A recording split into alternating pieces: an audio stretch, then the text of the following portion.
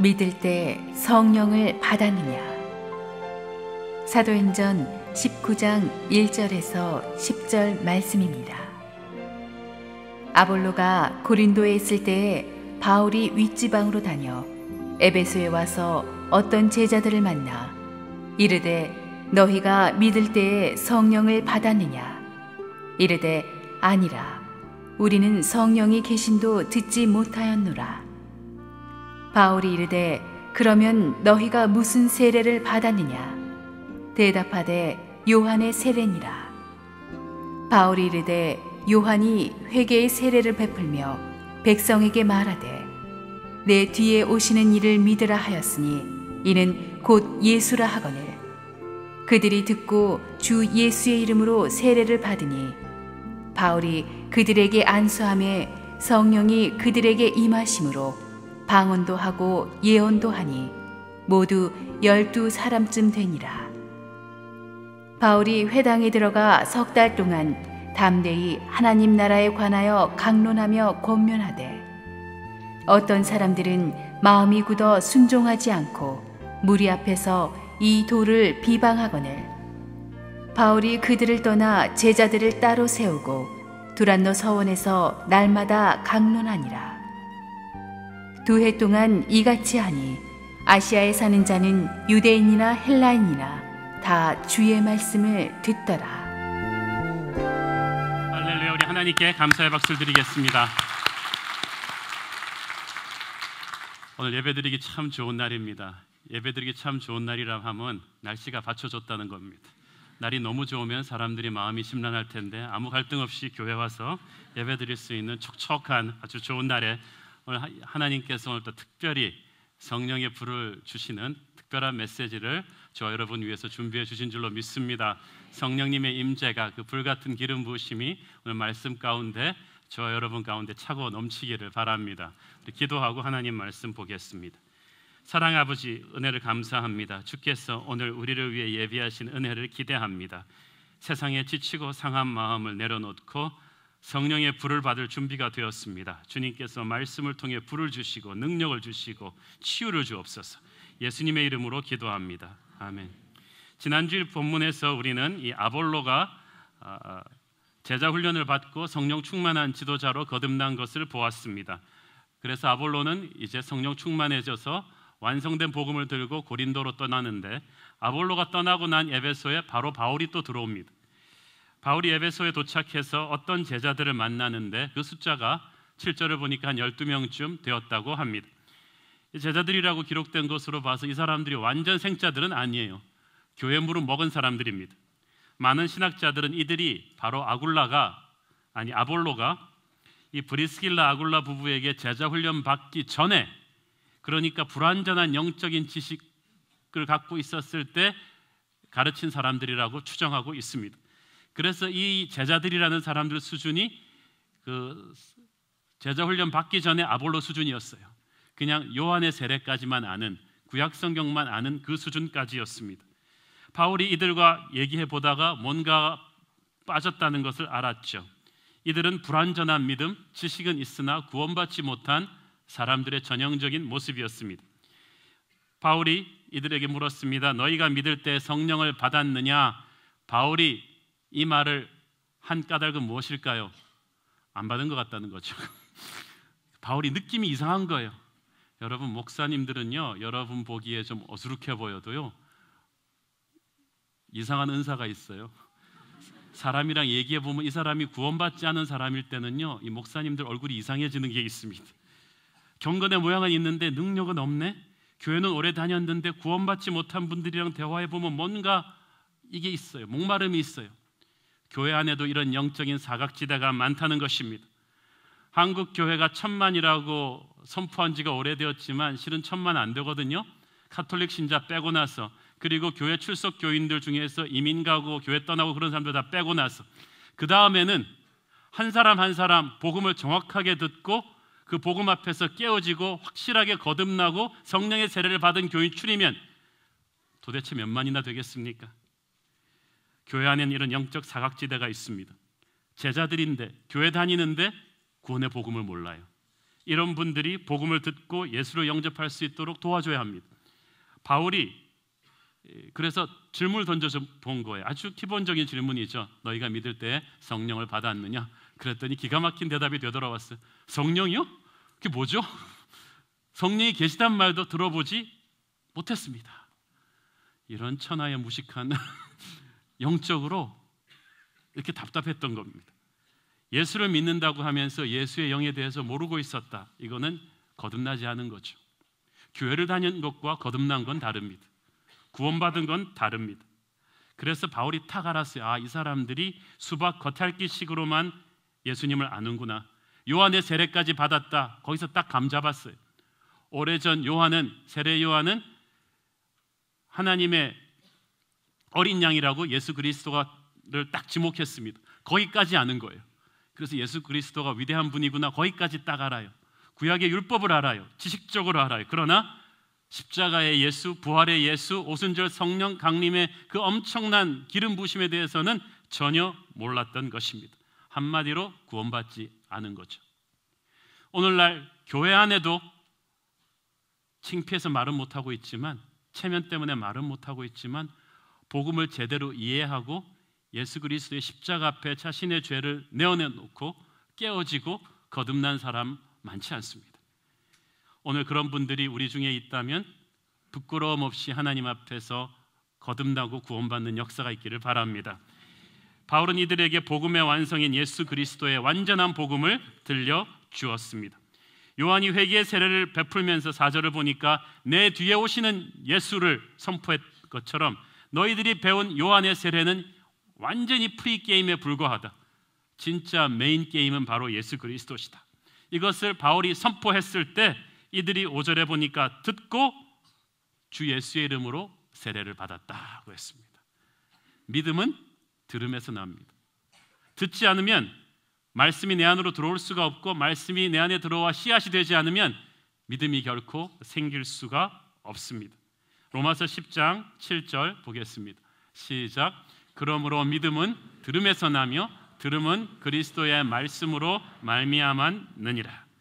교회를 오래 다녔는데도 구원을 받지 못한 분들이 있습니다. 말씀을 듣고 믿음이 생기지 않은 것입니다.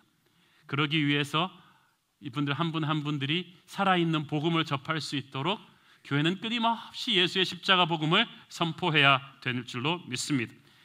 그것이 가장 중요한 일이기 때문에 그렇습니다.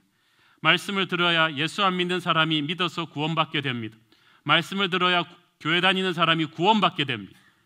예수 믿는 사람도 말씀을 들어야 흐트러졌던 믿음이 단단하게 성장해 갑니다. 오늘날 한국 교회가 이토록 위기에 이른 것은 교회에 다니지만 삶이 변하지 않는 사람, 세상 사람과 똑같이 미워하고 음란 사이트 보고 투기하고 간음하고 거짓말하면서 온갖 사회 스캔들에는 다 연루되면서 교회 다닌다고 하는 사람들 때문인데, 이게 어디서부터 비롯되었느냐? 우리 목사들의 잘못입니다. 교회가 말씀을 들고 성도들에게 제대로 들려주지 않았기 때문입니다. 겉모양에 속아서 그래요. 저분이 주일학교 봉사하니까, 성가대 하니까, 주차 안내하시니까, 헌금 내니까 예수 잘 믿는구나. 저 정도면 교회 잘 나오시는구나. 교회 나와주는 것만으로도 감사해야겠다. 이렇게 하다가 한국 교회가 이렇게 되었습니다.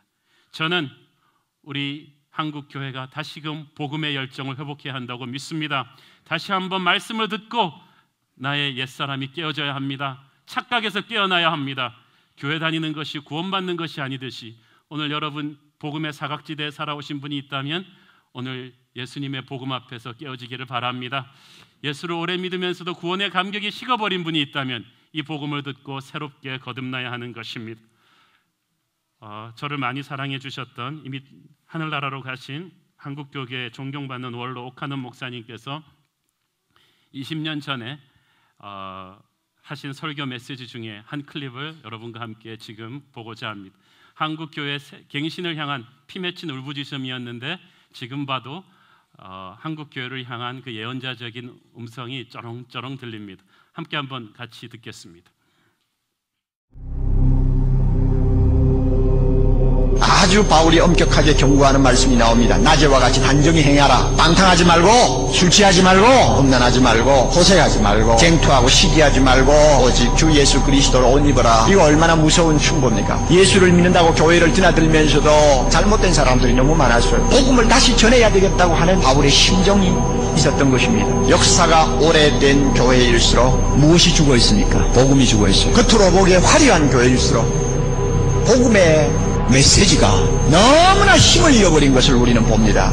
십자가 앞에서 다시 한번 깨어져야 될 사람이 교회 안에 있고, 하나님의 사랑 앞에 그 굳고 편안한 마음이 녹아져야 할 사람이 바로 교회 안에 있고, 예수의 이름 앞에 자기 자신이 완전히 산산조각이 나는 은혜를 받아야 할 사람이 교회 안에 있고, 예수의 복음이 전파될 때 성령의 역사를 한번 입고 그 안에서 다시 태어나야 될 사람이 교회 안에 있고, 예수를 믿는 사람에게 복음이 얼마나 필요한가?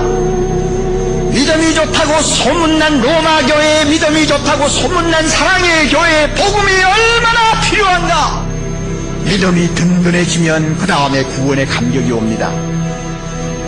의심하던 사람이 믿음이 확고히 서면 구원받은 기쁨이 찾아옵니다. 진리를 깨닫지 못하던 자들이 진리를 깨닫고 그 믿음이 강해지면 구원받은 감격이 마음속에서 솟아오릅니다. 복음을 들어라, 복음을 묵상하라, 복음 속에 잠겨서 예수 그리스도를 마음속에 모시고 살아라. 하나님이 너를 얼마나 사랑하는가를 한 수도 잊지 말아라. 그러면 너희가 이 세상에서 승리할 수 있을 것이다. 너희 눈이 밝아져서 날마다 예수 다시 보기를 바란다.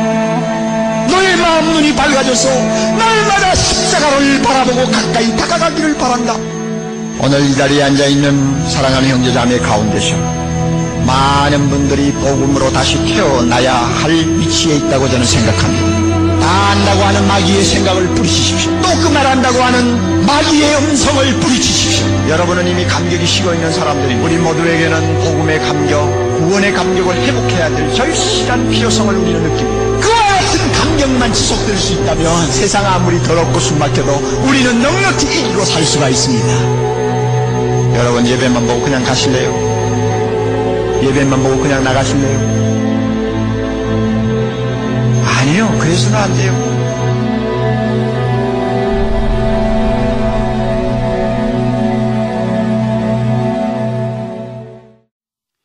제가 30대 중반에 아직 젊은 목사였을 때 목사님께서 한국교회 갱신을 위한 목회자들의 전국 컨퍼런스에 저를 주강사로 세워주셨습니다.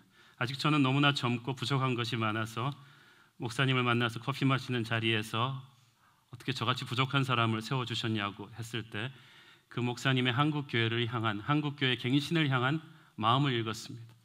한국교회가 이렇게 된 것은 우리 목사들의 책임이 크다. 우리 목사들이 새롭게 거듭나야 되는데 우리 목사들이 복음을 제대로 전하지 않았다. 건축하느라고 바빠서, 교인들 숫자 세느라고 바빠서 우리가 복음을 제대로 전하지 않았다. 강남에 있는 교회들, 세련된 교인들 비위 건드리기가 싫어서 그렇게 타협해버리고 복음을 강단에서 시켜버렸기 때문에 한국교회가 이렇게 돼서 본인이 죄인이라고 하시면서 목사들이 새로워져야 된다고 하셨습니다. 제가 그 대선배의 그 눈물에 찬 회개 앞에서 지금도 생각이 납니다. 사랑하는 여러분, 오늘 우리 교회가 가장 먼저 해야 될 일은 무엇입니까? 복음을 들고 회개하고 깨어지는 것입니다. 저는 우리 새로운 교회 성도들 중에서도 한 명이라도 그냥 자릿수 채우는 사람이 한 명도 없게 되기를 바랍니다. 교인들 숫자가 급속도로 늘어날 때 제 자신도 착각에 빠질 수가 있습니다. 이거 정말 우리가 잘하고 있구나. 그렇지 않아요. 에베소의 피상적인 믿음을 가진 제자들을 바울은 붙잡고 타협하지 않는 복음을 전했습니다. 너희가 믿을 때 성령을 받았느냐? 그 사람들이 얼마나 잘 사느냐, 교회 헌금 많이 하느냐, 유명하냐 중요하지 않았어요. 이 사람들이 성령 받고 구원의 확신 가지고 교회 다니느냐, 이것을 바울은 타협하지 않았던 것입니다. 저는 이 말씀을 붙잡고 내가 새로운 교회 교인들을 붙잡고 이것을 타협하지 말아야겠구나. 유명한 분들이 교회에 온다고, 잘 사는 분들이 교회에 온다고 내가 속지 말아야겠구나. 연륜이 된 사람들이 교회 온다고 속지 말아야겠구나. 오늘날 목사도 장로도 성령 받지 못하고 구원의 복음 앞에 깨어지지 못하고 복음의 열정이 식은 사람들이 얼마나 많습니까? 너희가 믿을 때에 성령을 받았느냐? 사랑하는 여러분, 이 말씀을 오늘 자기에게 적용시켜서 듣고 교회는 다녔지만 구원받지 못한 분들 오늘 구원받기를 바랍니다. 구원받으면서도 열정이 식어버린 분들에게도 이 말씀이 임하기를 바랍니다. 듣고 믿음이 생긴 그들이 세례를 받습니다. 세례는 진짜 회개하고 제자 된 다음에 받는 거예요. 마태복음 28장 19절 보세요. 시작. 그러므로 너희는 가서 모든 민족을 제자로 삼아 아버지와 아들과 성령의 이름으로 세례를 베풀고, 잘 보세요, 전도하고 세례 주는 게 아니라 제자 삼고 세례를 줬다. 저는 이 말씀을 다시 한번 지난주에 보는데 얼마나 부끄러운지 모르겠어요. 제가 교회사 전공인데 한국 교회사의 초창기 세례 문답을 보면 얼마나 대단한지 모릅니다. 보통 세례 문답을 한 번 떨어지면 1년 기다려서 2수 3수를 거쳐서 3년 만에 세례 문답 받는 사람들이 있었는데, 그 당시 세례 문답 받는 질문지에는 아직 기독교가 조선의 국교로 인정받는 종교로 선포되기 전이기 때문에 당신은 세례받고 교인되면 발각되면 순교할 수도 있습니다. 각오가 돼 있습니까? 가문이 다 죽을 수도 있습니다. 라는 문답을 예스하고 세례를 받았어요. 또 어떤 세례 문답에 보면은 당신은 이렇게 좋은 예수님을 만나셨는데 지난 한 달 동안에 이 좋은 예수님을 누구에게 소개한 적이 있습니까? 이거 못하면 다 떨어지는 거죠. 한국교회가 그렇게 한 명 한 명 세례를 줬습니다. 오늘날 그런데 우리는 세례를 너무나 타협해버렸어요. 그냥 건성건성 세례 응답하면 다 세례를 주는 우리 새로운 교회부터 그렇게 하지 않았나 저는 부끄럽습니다. 사랑하는 여러분, 세례는 확실하게 회개하고 복음을 듣고 깨어지고 거듭난 사람만이 받는 것입니다. 저는 여러분이 그래서 물세례와 함께 성령 세례를 통과한 사람이길 바랍니다. 이 세례를 우습게 받으면 복음을 우습게 만드는 것입니다. 여러분에게 준 복음은 그렇게 타협할 수 있는 것들이 아닙니다. 오늘 아무 생각 없이 세례받았던 분들이 있다면 오늘 성령님 앞에 다시 한번 자신을 내려놓고 성령의 세례가 임하기를 기도하십시오.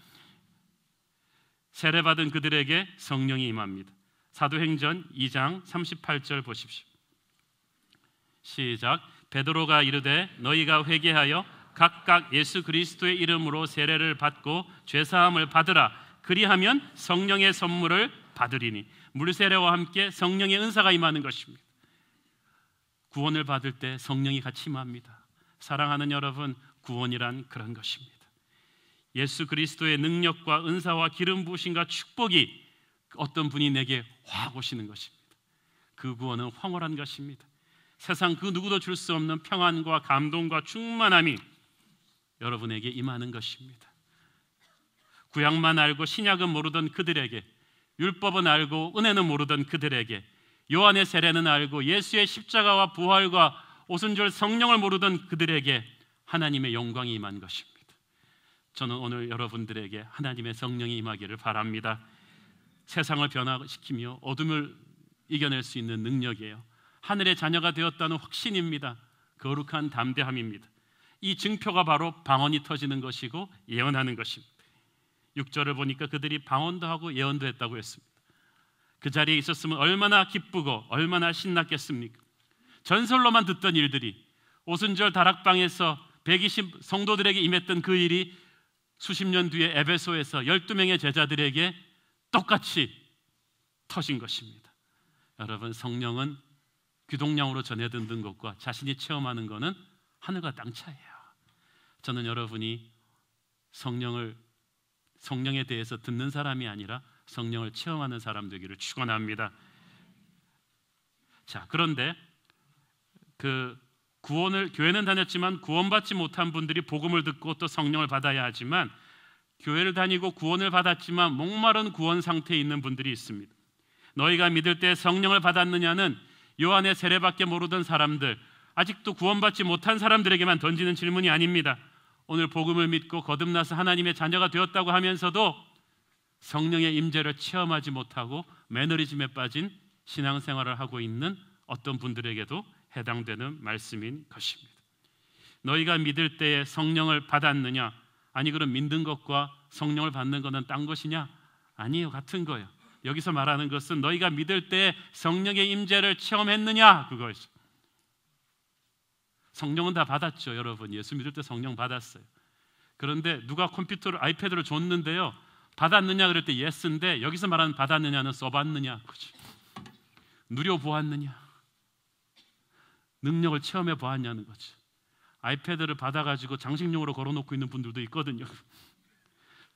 능력의 성령님이 내게 주어졌는데, 은혜의 성령님이 내게 주어졌는데 그 성령님을 누리지 못하고 그 감격을 체험하지 못하고 사는 사람들이 있어요. 이런 분들이 있거든요. 성령 받기 전에 제자들의 모습이 그랬습니다.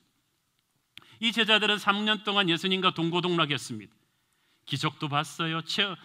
체험도 했어요. 단기 선교도 나가봤어요. 십자가도 봤어요. 부활도 목격했어요. 이들에게 복음이 없다고 할 수 있겠습니까? 이들이 예수를 모른다고 할 수 있겠습니까? 이들이 거듭나지 않겠다고 할 수 있겠습니까? 아니에요. 거듭난 사람들이에요. 복음을 알아요. 그러나 무기력해요. 오순절날 성령이 강림하시고 나서야 그들이 바뀝니다.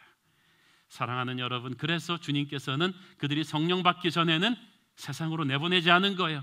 사역을 시키지 않은 거예요. 성령이 임하고 나니까 겁쟁이들이 담대해졌어요. 불같은 능력이 임했어요. 자기들이 피했던 제사장과 종교 지도자들 앞에서 담대하게 복음을 전합니다. 성령 받고 나니까 아픈 사람 보면은 그냥 막 일으킵니다. 예수 이름으로 일으킵니다. 사람들이 몰려오면 설교합니다. 설교하면 듣는 대로 사람들이 다 무너집니다. 수천 명이, 자기 한 명도 전도 못하던 사람들이 수백 수천 명이 복음의 불길에 휩싸이기 시작합니다. 여러분, 다 같이 예수를 믿어도 성령 받은 사람들은 이렇게 다릅니다. 사랑하는 여러분, 성령 받지 않고 예수 믿는 거 정말 괴로운 일이에요. 성령 받지 않고 오늘 같은 찬양 여러분 따라 부를 수 있습니까? 불로 임하여 주옵소서, 제단 위에 나를 태우소서, 이 말 여러분 따라 할 수 있어요? 딴 사람들은 눈을 감고 손을 드는데 여러분 정말 괴로우셨죠? 제가 쭉 보니까 괴로운 표정으로 앉아 계신 분들이 있어요. 오늘 여러분 달라지기를 바랍니다. 기도와 찬송이 달라지기를 바라고 불같은 열정과 기쁨이 회복되기를 바랍니다. 성령의 사람이 사역을 하면은 달라요. 그 사람 주위로 사람이 붙고 돈이 붙고 아이디어가 붙어요. 그 사람보다 훨씬 학벌 좋고 돈 많고 똑똑한 사람이 할 때는 아무것도 안 되는데, 이 사람이 하면 초라해 보이고 능력도 없어 보이는데 이 사람한테는 사람이 붙어요. 무디보다 공부 잘하는 목사들이 그 당시 얼마나 많았는데, 오직 그 가방끈 짧은 디엘 무디에게 성령의 기름 부으심이 임하니까 수천 수만 명의 사람들이 회심하지 않습니까? 오늘 목회하고 싶은 분들은 반드시 성령의 불을 받아야 합니다. 사역하고 싶은 분들은 반드시 성령의 불을 받아야 합니다. 성령에 대해서 듣기만 하고 경험해 본 적이 없는 분들, 이성적으로 믿고 합리적으로 믿는 분들, 특별히 전통 보수 장로교단 출신들 잘 들으세요. 여러분은 성령을 부인하지는 않지만 성령을 제한해 버리세요. 이러다가 나 광신자 되는 거 아닐까 싶어서 자꾸 성령이 확 임하는데 내가 문을 확 닫아버려요. 오늘 문 닫지 말기를 바랍니다. Let him touch you. 그분이 여러분을 만지시게 하시고, 그분이 여러분에게 들어오게 하시고, 그분이 여러분을 임재하게 하여 주옵소서. 자, 여러분 보세요. 성령에 받기 위해서는 여러분이 몇 가지가 조금 정리되어야 될 것이 있습니다. 용어 정리가 필요합니다. 2절에서 성령을 받았느냐 하는 그 말과 6절에 성령이 임했다는 말, 똑같은 말이에요. 그리고 그 두 말은 성령 세례 받는다는 말과 또 똑같은 말입니다. 그런데 교단적 배경에 따라서 성령을 받는다, 성령이 임했다, 성령의 세례를 받는다로 그렇게 표현하기도 하는 거예요.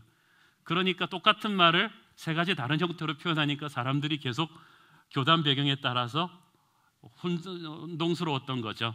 그렇지만 다 똑같은 말이다. 또 한 가지는 어떤 데서는 보면은 성령 받은 줄을 믿기를 바랍니다. 그렇죠? 그러면 아멘 그랬어. 또 딴 데 갔더니 여러분 성령 받기를 사모하십시오. 그럼 지난주에 받은 성령은 어딜 가고 또 받기를 사모해야 되는 성령, 이건 뭐냐? 성령을 받는다는 것은 과거 완료형이냐 아니면 지금 계속 받아야 되는 현재 진행형이냐? 이럴 때는 뭐라고 대답합니까? 둘 다이다. 여러분, 여러분이 구원을 안 받았으면 몰라도 복음을 듣고 예수님을 구주로 영접하고 거듭나는 그 순간 여러분한테 성령이 오십니다. 성령은 예수의 영이기 때문입니다. 그 구원을 아무도 뺏어갈 수 없습니다. 그런 의미에서 여러분은 이미 성령 받으신 줄로 믿으시기를 바랍니다. 그렇지만 또 성령 받기를 사모해야 합니다. 여기서 말하는 받기를 사모할 성령은 업그레이드하는 성령이죠. 성령님은 내 안에 계시지만 내가 누리지를 못해요. 내 죄가 있으면 그 성령에 슬퍼하세요. 제한돼 버려. 나의 불신이 성령을 제한해요. 내 죄가 제한해요. 세상적인 유혹과 마귀의 시험이 성령을 누리는 걸 제한해요.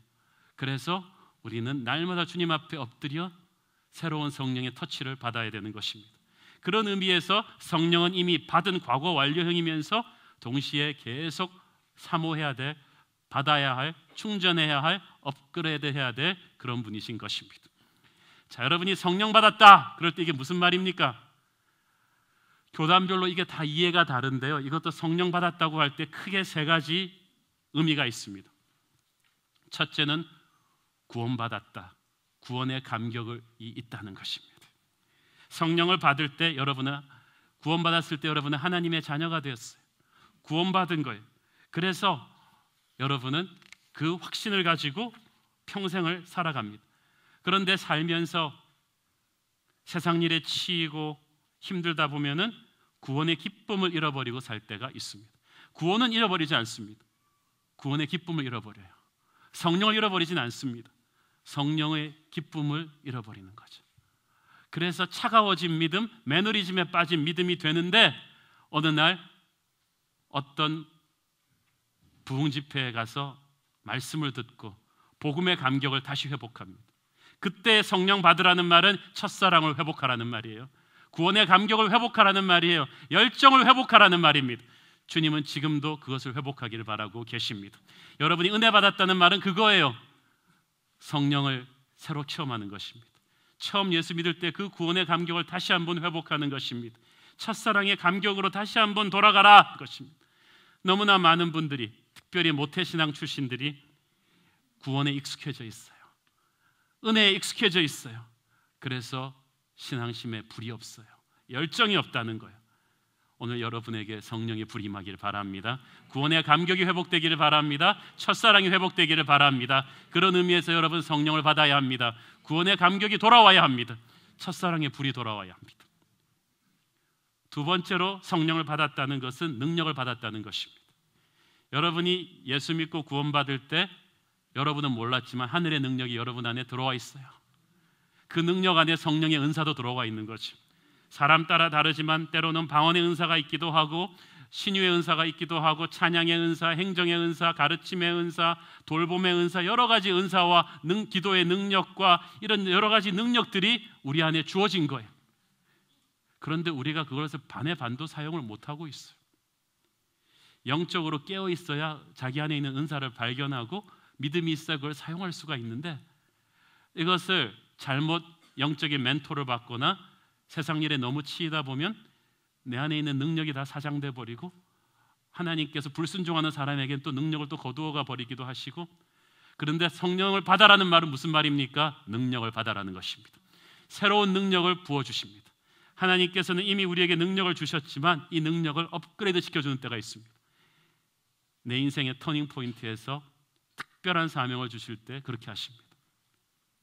제가 아주 보수 장로교회 모태신앙 출신이라서 원래 성령의 은사, 방언 이런 거 하고는 담쌓고 살던 사람이었는데 대학교 3학년 때 어느 수양회에서 목사가 되기로 결심을 했습니다.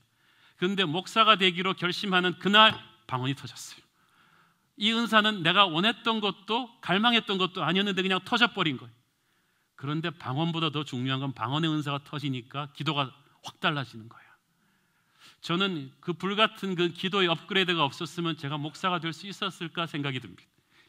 하나님께서 저를 목사라는 사명으로 부르시면서 방언의 은사와 기도의 은사를 주신 거예요. 4년 전인 2008년도 1월 달에는 40일 특별 새벽 기도가 진행되던 그 즈음에 주일날 대예배 성만찬을 집례하다가, 이게 지금 한 3,000명이 같이 드리는 예배거든요. 성만찬 집례하다가 그냥 제가 성령 세례를 받은 거예요. 희한하죠? 성만찬 하고 있는데 성령의 불이 임한 거죠.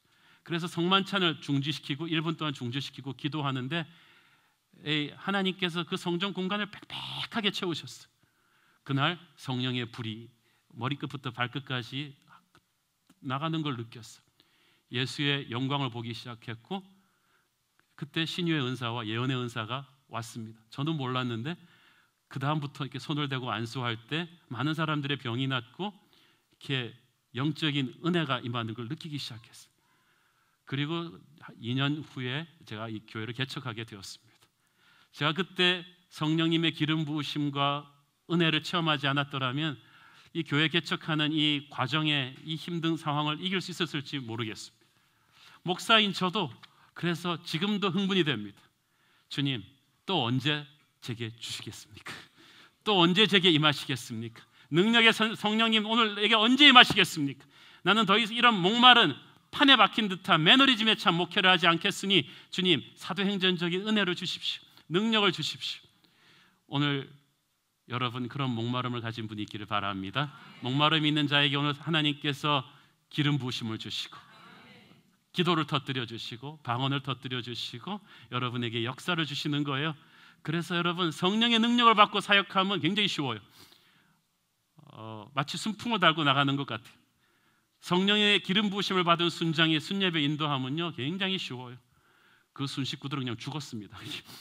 막 전화로 할 필요도 없어요. 순장의 영적인 권위가 얼마나 파워풀한지 이 땅 어디에 가서 숨을지라도 그 순원이 숨을 데는 없습니다. 그냥 성령이 잡아서 끌고 오는 거지. 성령님이 목회하실 때는요 너무나 쉬워요. 능력이 임하니까. 성령이 임하지 않으면 옛날에는 설교에서 은혜로 쥐어짜야 되는데 이제는 쳐서 넘쳐 흐릅니다. 성령님의 은혜로 아이를 키우면 성령님의 은혜로 순을 인도하고 여러분의 교회 사역을 하면 완전히 달라질 거예요. 오늘 능력의 성령님을 사모하기를 바랍니다. 주님 내게 은혜를 주옵소서, 능력을 주옵소서. 세 번째로 성령이 임했다는 말은, 성령 받는다는 것은 치유하는 거예요. 내 인격이 치유받는 것입니다. 누구든지 그리스도 안에 있으면 새로운 피조물이라. 이전 것은 지나갔으니 보라 새 것이 되었도다. 우리 안에 옛날에 마귀의 인격이 있었어요. 미움과 음란과 폭력과 투기와 그런 증오와 우울증과 이런 것들이 마귀의 인격들의 씨가 예수 믿었을 때 성령님이 들어오면서 뽑혀나가고 성령의 씨앗이 심긴 것입니다. 그리고 이제부터는 성령의 열매가 맺히는 거죠. 그렇지만 우리가 세상 살면서 계속해서 마귀가, 세상이 우리 안에 새로 생겨진 이 성령의 새 사람을 자꾸 건드려요. 상처를 줘요. 그래서 이런 의미에서 성령이 임하기를 바랍니다라는 것은 하나님의 치유가 임하기를 바란다는 것입니다. 오늘 세상에 찢기고 상처받은 여러분의 인격에 하나님의 치유가 임하기를 바랍니다. 우울증으로 고생하시고 불면증으로 고생하는 분들, 오늘 여러분을 누르고 있던 어떤 어둠의 권세가 떠나기를 바랍니다. 성령을 받을 때 이 어둠의 권세가 떠나는 거예요. 예수의 인품이에요. 정직해지고 깨끗해지고 순결해지고 사랑스러워집니다. 오늘 한국교회가 성령의 은사는 강조하다가 성령이 인격자로서의 성령님을 강조하지 않았기 때문에 방언기도 나오는 길에 이중주차해버리고 그냥 불법 주차하고 사기치고 이러는 사람들이 많은 거예요. 사랑하는 여러분, 성령은 인격체이십니다. 여러분에게 성령이 임했다고 할 때 거짓을 말하던 입술이 정직을 말하게 되고 악한 것을 생각하던 것이 사랑을 생각하게 되고 용서하지 못했던 사람을 용서할 수 있는 인격의 변화가 일어날 줄로 믿습니다. 오늘 성령께서 여러분에게 임하셔서 한 사람 한 사람의 굳고 강한 마음을 깨시고 부드러운 하나님의 인격으로 만드시기를 축원합니다. 성령이 임했다는 거예요. 교회를 얼마나 오래 다녔는가가 중요한 게 아닙니다. 성령을 받았는가가 중요합니다. 성령을 체험했는가가 중요합니다. 여러분에게 진리가 없다는 게 아니에요. 진리를 누리지 못하는 게 문제입니다. 구원이 없다는 게 아니에요. 구원의 기쁨이 사라졌다는 게 문제죠. 인격이 안 바뀌었다는 게 문제죠. 오늘 주님, 오늘 성령이 임하셔서 구원의 기쁨을 잃어버린 자에게 구원의 기쁨 회복시켜 주시고, 무기력한 매너리즘의 신앙생활을 하는 분에게 하늘의 능력을 부어 주시옵소서. 기쁨과 열정과 구원받은 첫사랑의 감격을 회복시켜 주시옵소서. 바울이 안수하니까 에베소의 제자들에게 성령이 임합니다. 성령은 성령을 타고 성령의 사람을 통해서 성령은 흘러요. 여러분이 안수하면 여러분의 순원들이 성령 받기를 바랍니다. 여러분이 안수하면 여러분의 자녀들이 성령 받기를 바랍니다. 저는 항상 기도하는 것이, 내가 손 들고 기도할 때 일일이 다 기도는 못 해드리지만 성령의 새바람할 때 내가 손을 들을 때 하나님 한 분 한 분에게 다 안수해 주십시오. 성령의 불이 일어나서 한 분 한 분에게 다 안수해 주셔서 능력 받게 하여 주옵소서. 그래서 여러분, 자기가 능력이 없으면 능력 있는 사람 옆에라도 가서 좀 놓으세요. 전염되게. 항상 공부 못하면서 자기도 공부 못하는 애들이랑 놀지 마시고 영성 충만한 사람에게 가서 안수해 주세요. 기도해 주세요. 그래서 여러분에게 불이 임하도록, 그리고 여러분의 불을 또 다른 사람에게 전할 수 있도록 그렇게 되기를 바랍니다. 주님 이 자리에 오셔서 사도행전적 능력을 체험하지 못한 분들에게 능력을 주시고, 치유받지 못한 분들에게 치유를 주시고, 말로만 지식적으로만 알고 있던 성령님을 자기의 온 몸과 마음으로 머리끝부터 발끝까지 경험하게 하여 주시옵소서. 오늘 예배 끝나기 전에 그런 일들이 여러분 모두에게 일어나기를 바랍니다. 자, 그런데 바울이 그 다음에 뭘 하는가가 중요해요. 12명 이렇게 성령 세례 받고 방언 터지고 아주 익사이팅했을 거 아니에요? 그러면 성령 집회 막 열흘 정도 계속 했을 텐데, 바울이 그 다음부터 8절 10절을 보니까 회당에 들어가서 석 달 동안 바이블 스터디를 가르칩니다. 성경 공부를 그냥 가르치는 거예요. 물론 그 코어 멤버는 12명 성령 세례 받은 사람들이겠죠. 그 바이블 스터디를, 그런데 그 성령 충만한 성경 강해를 어떤 사람들은 마음에 굳어 순종치 않은 사람들이 있다고 했어요. 세상에서 이렇게 왕배짱도 있어요. 성령의 메시지를 계속 거부하는 거예요. 그러면 바울이 이 사람들을 속상해서 막 싸우고 그런 것이 아니라 3개월 동안 해보다가 그들을 떠납니다. 여러분, 복음을 거절하는 사람들을 어느 순간까지는 인내하다가 어느 순간에는 그냥 싸우지 말고 떠나는 것도 필요해요. 왜냐하면 또 복음을 기다리는 새로운 사람들이 있으니까. 전열을 가다듬기 위해서 바울이 좀 뽑아냅니다. 그리고 이번에는 두란노 서원에서 제자들을 따로 세워 가르칩니다. 이 따로 세웠다는 말이 굉장히 중요합니다. 바울과 제자들을 보면 여러 군중들에게 사역하지만 사역의 대상과 훈련의 대상은 확실히 구별합니다. 교회가 수천 명 있는 것하고 소수 정예로 제자 훈련시킨 사람들은 확 다르거든요. 하나님께서 바울과 바나바를 선교사로 안디옥에서 세우실 때도 따로 세우셨다고 했습니다. 따로 국밥의 원조인데 이렇게 따로 세우는 거 굉장히 중요해요. separate, 완전히 따로. 이것저것도 하면서 예수님 믿는 사람들이 아니라 완전히 헌신적으로 훈련받을 사람들을, 대가를 치를 사람들을 따로 선별했다는 거죠. 이 두란노 서원이라는 곳에서 유명한 서원인데, 여기서 12명 성령 세례 받은 사람을 중심으로 해서 여러 그 복음에 끌린 사람들을 데리고 바울이 집중적으로 제자 훈련을 2년 동안 시킵니다. 학자들은 말하기를 바울이 이곳에서 보통 오전 11시에서 오후 4시까지 가르쳤다고 합니다. 왜냐하면 그 시간이 다 낮잠 자는 시간이에요. 그 동네 사람들은. 딴 사람들은 하루 종일 일하고 그 시간에 낮잠 자는데, 바울은 직장인들을 낮잠 자는 시간에 다 뽑아내서 매일 성경 공부를 가르친 거예요. 하루에 5시간씩. 대단하지 않습니까? 똑같이 직장 다니는 사람들인데 쉬는 시간, 잠자는 시간을 떼내서 2년 동안 가르친 거지. 이게 진짜 제자 훈련입니다. LCS가 힘들다고 하는 분들은 여기를 보면 이게 조금 강도 차이가 나죠.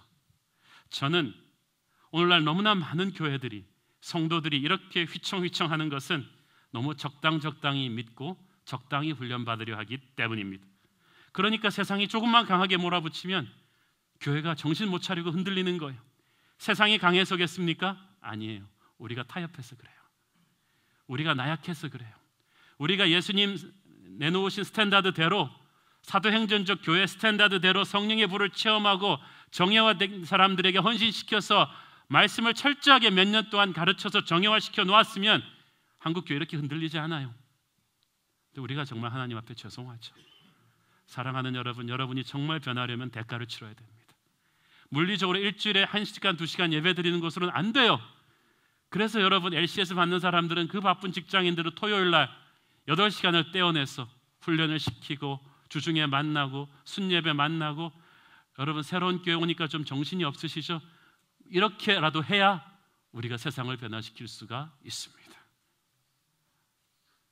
이 12명이 말이에요, 성령 받은 체험이 있잖아요. 성령 세례 받고 예언도 하고 방언도 하는데 바울이 이 사람들을 내보내지 않고 붙잡고 2년 동안 말씀 공부를 더 시켰다. 이것은 우리에게 아주 중요한 것을 보여줍니다. 대개 성령 체험을 강렬하게 한 사람들이 오버하기 쉬워요.